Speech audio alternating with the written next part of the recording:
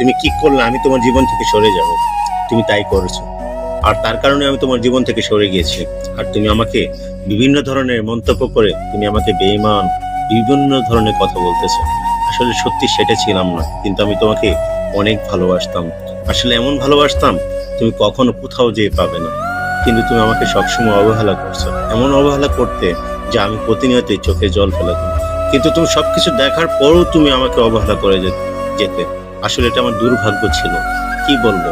তার কারণে তোমার জীবন থেকে আমি সরে গিয়েছি, তাই তুমি আমাকে বিভিন্ন ধরনের মন্তব্য করো।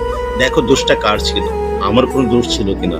আসলে যদি আমি কোনো দোষ করে থাকি তাহলে তোমার কাছে আমি ক্ষমা প্রার্থী। কিন্তু আমি আসলেই তোমাকে বড্ড ভালোবাসতাম, আর ভালোবাসার কারণে প্রতিনিয়তই চোখের জল ফেলাতাম।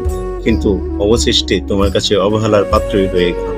তুমি একবার ভেবে দেখো, আমি ইচ্ছাকৃতভাবে তোমার জীবন থেকে সরে যাইনি। তুমি আমাকে যতটা পরিমাণ আমাকে অবহেলা করেছো, তা আমি আসতে বাধ্য হয়েছি তোমার জীবন থেকে। তুমি যেখানে থাকবে ভালো থাকবা, কারণ একটা কথাই মনে রাখবা, আমাকে যে পরিমাণ কাঁদিয়েছো, স্বয়ং আল্লাহ তোমাকে এই পরিমাণ কাঁদাবে।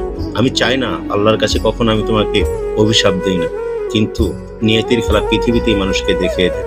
তুমি যেখানেই থাকবে ভালো থাকবে। অসংখ্য ধন্যবাদ।